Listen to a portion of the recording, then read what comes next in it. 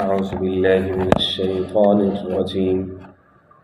بسم الله الرحمن الرحيم.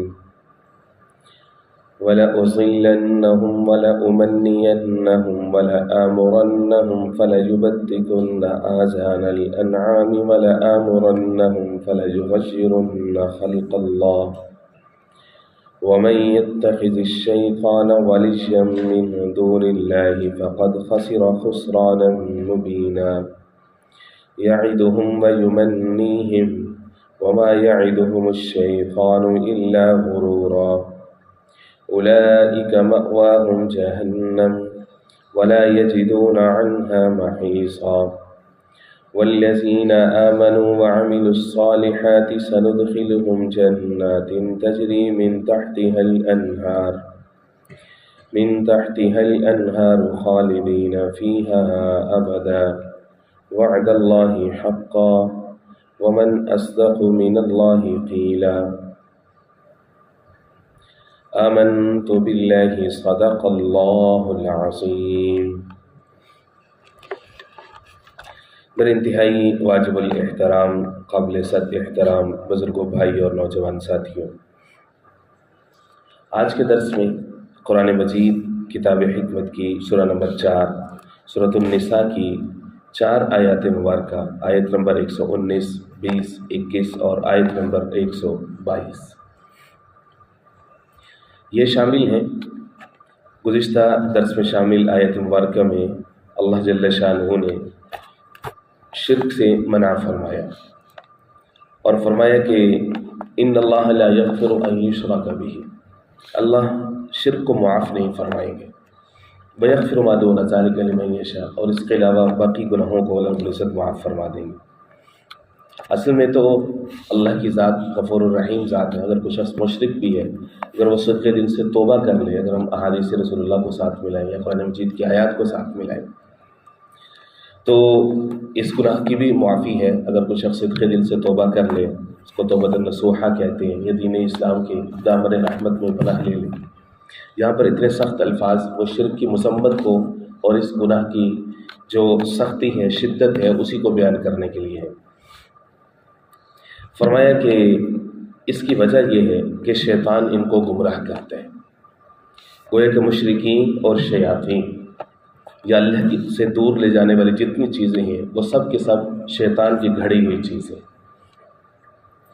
فرمایا کہ شیطان نے یہ کہا تھا وَلَأُضِلَّنَّهُمْ، جب اللہ نے اپنے دربار سے اس کو نکالا تو وہ کہنے لگا کہ میں سب انسانوں کو میں گمراہ کروں. وَلَأُضِلَّنَّهُمْ وَلَأُمَنِّيَنَّهُمْ، اور میں ان کو لمبی لمبی امیدیں دلاؤں گا. وَلَآمُرَنَّهُمْ، اور میں ان کو آرڈر کروں گا، حکم کروں گا، ترغیب دوں گا ان کو. فَلَيُبَتِّكُنَّ آذَانَ الْأَنْعَامِ، تو یہ مختلف طرح کی حرکتیں کریں گے، یہ جانوروں کے کانوں کو کاٹیں گے. یہ ایک رسم تھی جس کے اوپر میں بعد میں بات کرتا ہوں. وَلَآمُرَنَّهُمْ، اور میں ان کے اوپر دباؤ ڈالوں گا، ان کو حکم دوں گا. فَلَيُغَيِّرُنَّ خَلْقَ اللَّهِ، تو ایک اور چیز یہ کریں گے کہ یہ اللہ کی تخلیق کے اندر تبدیلی شروع کر دیں گے. گویا کہ اللہ کے جتنے ناپسندیدہ کام ہیں وہ سارے کے سارے انسان کرنا شروع کر دیں گے شیطان کے چکر میں آ کے. تو دنیا میں 2 ہی طرح کی طاقتیں ہیں، ایک رحمان کی طاقت ہے اور ایک شیطان کی طاقت ہے. 2 ہی پارٹیاں ہیں، ایک حزب اللہ ہے، اللہ کی پارٹی ہے، اللہ کی جماعت ہے، دوسری حزب الشیطان، شیطان کی جماعت. جہاں جہاں پر بھی اللہ کی مخالفت ہو رہی ہو، اللہ کے رسول کی مخالفت ہو رہی ہو، تو وہ لوگ، وہ پارٹی، وہ جگہ حزب الشیطان سے تعلق رکھتی ہے اور رکھتے ہیں. تو شیطان کے ہتھیار کیا ہیں؟ شیطان کا سب سے بڑا ہتھیار ہے لوگوں کو لمبی لمبی امیدیں دلانا. وَلَأُمَنِّيَنَّهُمْ، امنینا یہ اصل میں وہ جو تمنا کا لفظ اردو میں ہم سنتے ہیں، اصل میں عربی کا لفظ. لمبی لمبی تمنائیں، لمبی لمبی آرزوئیں. یہود و نصارہ، مشرکین اور ایماندار مسلمان، ان سب کے اندر یہ بیماری موجود ہے. یہود کے اندر کیا تھا؟ وہ کھل کھلا کے کہا کرتے تھے وَقَالُوا لَن تَمَسَّنَا النَّارُ إِلَّا أَيَّامًا مَّعْدُودَةً، کہ ہمیں جہنم کی جو آگ ہے وہ صرف چند دن ہی چھوئے گی. ہم نے جو 40 دن یا کچھ دن جو گوشالہ پرستی کی تھی، وہ بچھڑے کی جو پوجا کی تھی، تو بس وہی ہمارا جرم ہے اور وہی ہمیں اتنی ہی بس سزا ملے گی، اس کے علاوہ ہمیں کچھ نہیں۔ ظالموں، تم 40 دن جہنم کی آگ برداشت کر سکتے کہ تم 40 دن اپنے لیے قبول کر کے بیٹھے ہوئے؟ وہ تو 40 لمحے بھی، 40 سیکنڈز بھی برداشت کرنے کے قابل نہیں۔ اور اسی طرح سے کہا کرتے تھے وقالت الیہود والنصارى، یہودی اور نصرانی کہتے تھے نحن ابناء اللہ، ہم تو اللہ کے محبوب ہیں، ہم تو اللہ کے بیٹے ہیں، احباء، اللہ کے محبوب ہیں، ہم تو بڑے چہیتے ہیں، ہمیں کچھ نہیں ہوگا۔ یہ والی جو بیماری ہے یہ اسی طرح سے مشرکین کے اندر تھی۔ وہ یہ سمجھتے تھے کہ ہم چونکہ بیت اللہ کے مجاور ہیں، لوگ دور دور سے آتے ہیں، تو جو ہے وہ ہم ہی سب سے بہترین لوگ ہیں، ہم دنیا بھی ہماری ہے اور مرنے کے بعد اگر کچھ ہوا بھی تو وہ بھی ہمارے لیے حق میں ہی بہتر ہو۔ اور اسی طرح سے وہ کیا کرتے تھے، پرلے درجے کے وہ لوگ جو ہیں توہم پرست لوگ تھے۔ کسی اونٹ نے یا کسی اونٹنی نے جس نے 10 بچوں کو جنم دے دی، اب کیا کرتے تھے، اس کے کان پھاڑ دیتے تھے اور پھر اس سے کوئی کام نہیں لیتے تھے کہ بس یہ جو ہے یہ بتوں کے نام پر وقف ہے، اس کا دودھ اور اس کا گوشت یہ ہم استعمال نہیں کریں گے۔ حالانکہ جانور ہے ہی انسان کی خدمت کے لیے، نہ یہ کہ جانور کو مخدوم بنایا جائے۔ اب یہ کیا ہے، ان کی توہم پرستی تھی۔ فَلَيُبَتِّكُنَّ آذَانَ الْأَنْعَامِ، فرمایا یہ شیطانی اعمال ہیں سارے کے سارے، ایک تو جانور کے لیے تکلیف کا سبب ہے، اور دوسرا یہ کہ یہ اس سے ان کا عقیدہ مزید خراب ہوتا ہے، پہلے ہی بگڑا ہوا ہے۔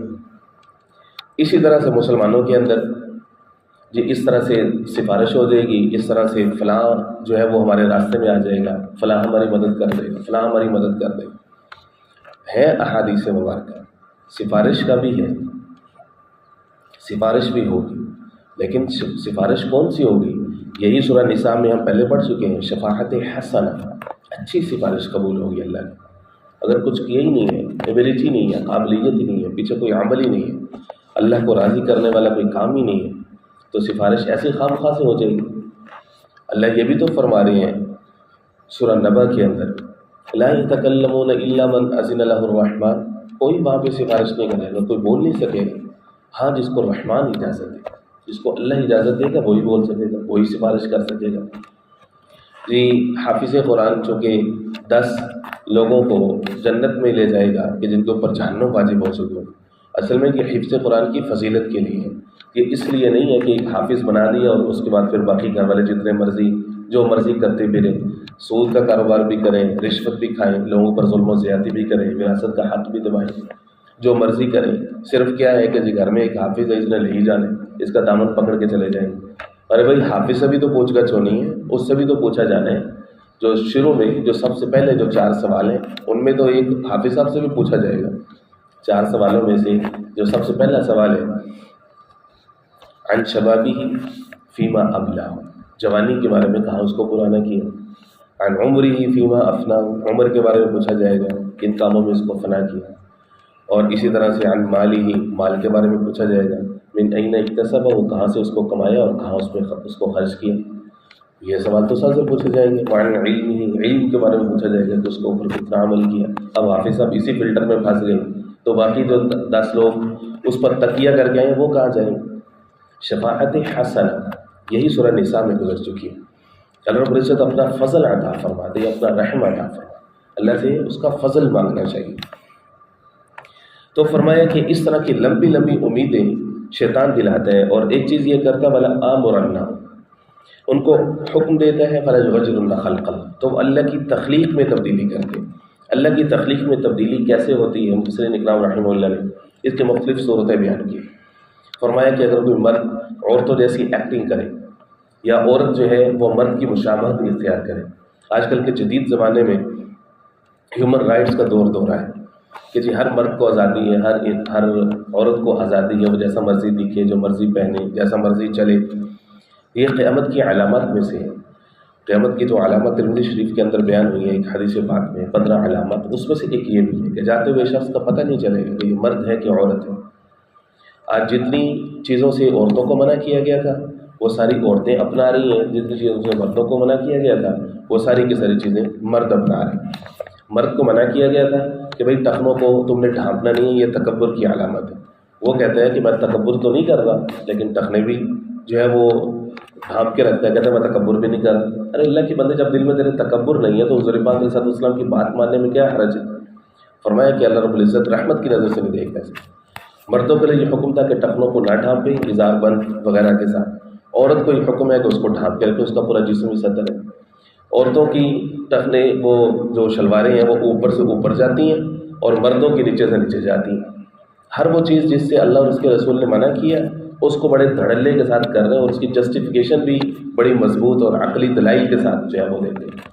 عورت کے لیے حکم تھا کہ پورا پردہ، اس کا پورا جسم ستر ہے۔ بات شروع یہاں سے ہوئی کہ علماء میں اختلاف ہوا کہ چہرے کا پردہ ہے کہ نہیں ہے۔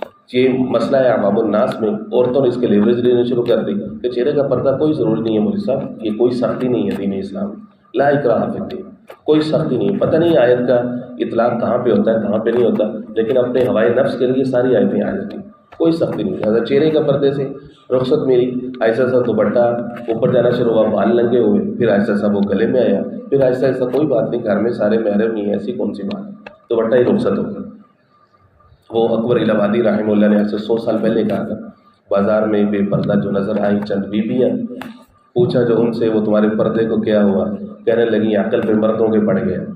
بھئی ذمہ داری تو کن کی تھی؟ ان کی حفاظت کرنا، ان کو تحفظ دینا، ان کی عفت کی، ان کے پردے کی حفاظت کرنا۔ بطور باپ وہ بیٹی کی ذمہ داری لے گا، وہ خامند اپنی بیوی کی، اسی طرح سے بھائی بہن کی، یہ ذمہ داریوں کا تناسب ہے۔ بیٹا ہے اپنے والدہ کی حفاظت کرے گا، اس کو تحفظ فراہم کرے گا۔ فرمایا کہ یہ اللہ کی تخلیق میں تبدیلی کی ایک صورت یہ بھی ہے کہ مرد عورتیں بننے کی کوشش کریں، گویا کہ وہ اپنی تخلیق پر راضی نہیں ہے، جو اللہ نے ان کو جو صلاحیت دی ہے، جو مقام دی ہے۔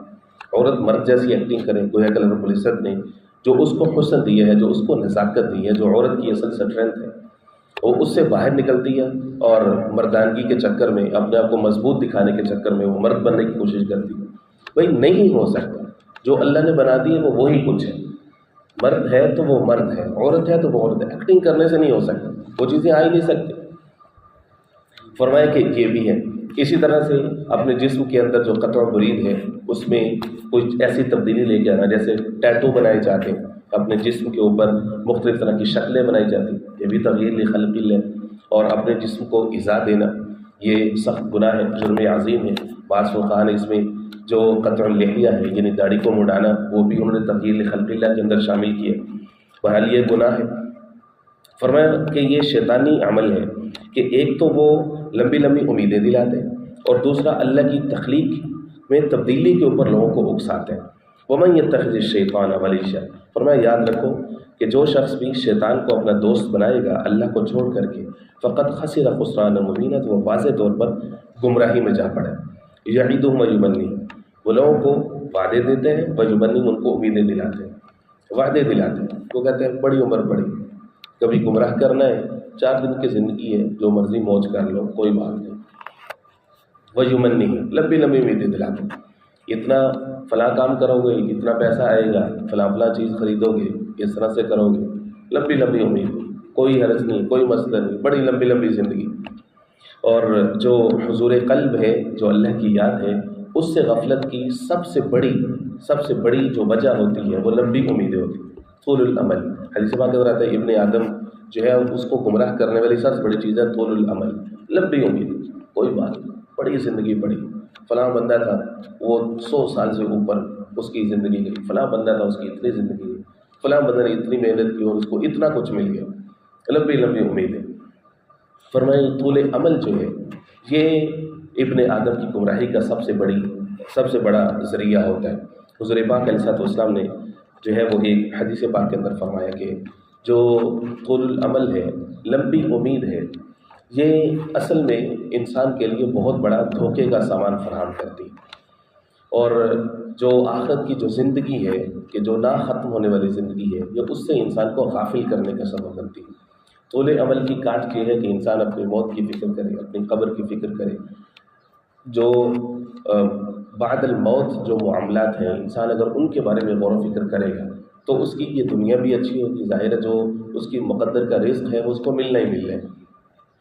لیکن یہ ہے کہ اس کی آخرت بھی شاندار ہو جائے گی۔ جو شخص اللہ کی یاد سے غافل نہیں رہتا، اپنی موت کو، اپنی آخرت کو، حشر کے دن کو یاد رکھتا ہے، حساب کے دن کو یاد رکھتا ہے، یوم القیامہ کو یاد رکھتا ہے، اب جو ہے اس کا عمل، ہر ایک عمل اخلاص پر مبنی ہوگا، تقوی پر مبنی ہوگا، خدا خوفی پر مبنی ہوگا۔ وہ کسی کا استحصال نہیں کرے گا، کسی کے ساتھ ظلم و زیادتی نہیں کرے گا۔ یہ بہت بڑا فیکٹر ہے انسان کے کردار کو بلڈ کرنے میں۔ جو آخرت کی فکر ہے، فکر آخرہ ہے، یہ انسان کے سوچنے کے انداز کو، اس کے لائف سٹائل کو چینج کر دیتی۔ اس کو پتہ چلتا ہے کہ یہ دنیا عارضی ہے، جگہ جی لگانے کی دنیا نہیں ہے، یہ عبرت کی جا ہے، تماشا نہیں ہے۔ ہوئے نامور بے نشاں کیسے کیسے، زمین کھا گئی نوجوان کیسے کیسے، کچھ پتہ نہیں چلتا کب آئے اور کب چلے گئے۔ تو اس لیے ہر ایک سانس کو اللہ رب العزت کی طرف سے بہت بڑی مہلت اور بہت بڑی نعمت گرداننا چاہیے۔ اس لیے ہر ایک عمل، چاہے اس کا تعلق جو ہے وہ ذاتی زندگی سے ہو، چاہے معاشرتی زندگی سے ہو، اور اسی طرح سے خاندانی زندگی سے ہو، کاروباری زندگی سے ہو، ہر ایک عمل کے اندر اگر خدا خوفی اور تقوی اگر موجود ہے، اگر رب العزت ہم سب کو نصیب فرمائے، تو زندگی ایسی شاندار ہوگی، دنیا بھی شاندار، آخرت بھی شاندار۔ فرمایا یعدہم ایمانہم، یہ شیطان یہ کرتا ہے، وعدے دلاتے ہیں، امیدیں دلاتے ہیں۔ وما یعدہم الشیطان الا غرورا، اور شیطان جو ان کو وعدے کرتا ہے الا غرورا، سوائے دھوکے کے کچھ نہیں، دھوکہ ہی دھوکہ ہے۔ اور اس کا تذکرہ سورہ انفال کے اندر موجود ہے، بشرط صحت و زندگی، وہاں پہنچیں گے انشاءاللہ، کہ مشرکین مکہ کو وہ کھینچ کر کے لے آئے کہ تمہاری تعداد بھی بہت زیادہ ہے، تمہارے پاس ویپنس بھی بڑے جدید ہیں، اور تم طاقتور بھی ہو، اور وہ لوگ ہجرت کر کے بھی ادھر سے چلے گئے، ان کو تم نے نکال بھی دیا، کمزور سے لوگ ہیں، معدود چند لوگ ہوں گے۔ تو ان کو کہنے لگا فَإِزَّيَّنَ لَهُمُ الشَّيْطَانُ أَعْمَالَهُمْ وَقَالَ لَا غَالِبَ لَكُمُ الْيَوْمَ مِنْ، آج کے دن تم پر کوئی غالب نہیں ہے، لا غالب لکم وَإِنِّي جَارٌ لَكُمْ، ان کو کہنے لگا کہ میں بھی تمہارا پڑوسی ہوں، میں بھی تمہارا مددگار ہوں، وَإِنِّي جَارٌ لَكُمْ۔ اللہ فرماتے ہیں فَلَمَّا تَرَاءَتِ الْفِئَتَانِ، جب دونوں فوجیں آمنے سامنے ہوئیں، ادھر سے رب العزت نے فرشتے اتارے، اور صحابی رسول دور سے تلوار کا اشارہ کرتے ہیں، کافر کی گردن اتر جاتی ہے، اور ایک غیبی مدد اس کو نظر آنا شروع ہوئی۔ فلما ترات الفئتان نکس علی عقبہ، اب شیطان جو ہے وہ اپنی ایڑیوں پر الٹا بھاگا، نکس علی عقبہ وقال انی بریء، کہنے لگا انی بریء، میرا تمہارے سے کوئی تعلق نہیں، نہیں، میں نہیں، انی بریء منکم انی اری ما لا ترون، کیونکہ میں وہ چیزیں دیکھ رہا ہوں جو تم نہیں دیکھتے۔ تو اللہ کی مدد کو اترتے ہوئے دیکھ رہا تھا، انی اری ما لا ترون انی اخاف اللہ، اس وقت شیطان نے بھی کہہ دیا بے شک میں اللہ سے ڈرتا ہوں، انی اخاف اللہ، اور اللہ کا عذاب بڑا سخت ہے۔ شیطان ان کو چھوڑ کر کے بھاگ گئے۔ تو شیطان یہ کرتے ہیں، انسان کے برے اعمال کو اس کے لیے مزین کرتے ہیں، تو انسان کے ذہن کے اندر اس کی جسٹیفیکیشن پیدا ہوتی ہے، اس کی ریشنل پیدا ہوتی ہے کہ یہ جو کام ہے یہ بڑا اچھا، اتنے سارے لوگ اس میں ملوث ہیں، اکثریت یہ کام کر رہی ہے، جی ہر طرف اسی کام کا دور ہے، نہیں جی آج کل تو اس بات کا رواج ہے، یہ جملے عام ہوتے ہیں۔ وہی قرآن مجید بار بار کہہ رہے ہیں اکثرهم لا يعقلون، اکثرهم لا يعقلون، اکثر لوگ بے شکرے ہیں، اکثر لوگ نا شکرے ہیں، اکثر لوگوں کو عقل نہیں ہے، اکثر لوگ سمجھتے نہیں۔ قرآن مجید اکثریت کی نفی کر رہا ہے بار، قرآن مجید یہ کہہ رہا ہے قل لا يستوي الخبيث والطيب ولو اعجبك كثرة الخبيث، سورہ مائدہ کے اندر پارہ نمبر 7 میں قرآن یہ کہتے ہیں، محبوب آپ ان سے یہ فرمائے لا يستوي الخبيث، خبیث اور طیب، ردی اور عمدہ، خبیث اور طیب برابر نہیں ہو سکتے۔ وَلَوْ أَعْجَبَكَ كَثْرَةُ الْخَبِيثِ، اگرچہ آپ کو کثرت خبیث کی جتنی مرضی اچھی لگے، کہ اتنی ساری دنیا یہ کام کر رہی، اتنی ساری دنیا، وہ جو سورہ مدثر کے اندر فرمایا نا کہ جہنمیوں کو جہنم میں ڈالا جائے، ان کو پوچھا جائے گا، ان کا انٹرویو ہوگا، ہاں جی کیوں آئے ادھر، کیا وجہ بنی، فی جنات یتساءل للمجرمین ما سلککم فی سقر، کیسے آئے سقر پہ، تو وہ کہیں گے لم نکن من المصلین، پہلی وجہ تو یہ کہ ہم نماز نہیں پڑھتے تھے، لم نکن من المصلین ولم نکن نطعم المسکین، دوسری وجہ یہ ہے کہ ہم کھانا نہیں کھلاتے تھے مسکین کو، ولم نکن نطعم المسکین، تیسری وجہ وَكُنَّا نَخُوضُ مَعَ الْخَائِضِينَ، ہم گھس جاتے تھے گھسنے والوں کے ساتھ، جہاں پہ تماشا چل رہا ہے، جہاں پہ لوگ جا رہے ہیں، جس طرف بھی لوگ چل پڑے، جس طرف کی ہوا چل پڑی، بس گھس گئے ادھر، وَكُنَّا نَخُوضُ مَعَ الْخَائِضِينَ وَكُنَّا نُكَذِّبُ بِيَوْمِ الدِّينِ، اور یوم دین کو، قیامت کے دن کو ہم جھٹلاتے تھے۔ جھٹلانا زبان سے بھی ہوتا ہے، جھٹلانا عمل سے بھی ہوتا ہے۔ انسان گناہوں پر اصرار کرے تو گویا کہ عملی طور پر اس کو کوئی اس بات کا اندازہ ہی نہیں ہے کہ اس سے پوچھ گچھ ہوگی، اس کو پکڑا جائے گا۔ فرمایا کہ یجدون اولئک مأواہم جہنم، یہ لوگ ہیں کہ ان کا ٹھکانہ جہنم، ولا یجدون عنہا محیصا، اور وہاں سے ان کو کوئی بچانے والا یہ نہیں پائے گا۔ اب اس کے الٹ جو اپروچ ہے، پیچھے تھا وہ لوگ جو کہ شیطان کے گروپ کے ہیں، ان کا کیا ٹھکانہ ہے؟ اب اس کے مد مقابل جو اہل ایمان ہے، یہ قرآن مجید کا انداز ہے کہ وہ تقابل کے انداز میں بیان کرتے ہیں کہ جہاں پر اہل جنت کا ذکر ہوتے ہیں معاً متصلاً اہل جہنم کا تذکرہ ہوتے ہیں، جہاں پر جہنم کے عذاب کا تذکرہ ہوتا ہے وہاں پہ جنت کی نعمتوں کا تذکرہ ہوتا ہے، جہاں پر حیات کا تذکرہ ہوتا ہے وہاں پر موت کا تذکرہ ہوتا ہے۔ تو اہل جہنم کا تذکرہ کیا، اب ساتھ ہی اہل ایمان کا تذکرہ ہے۔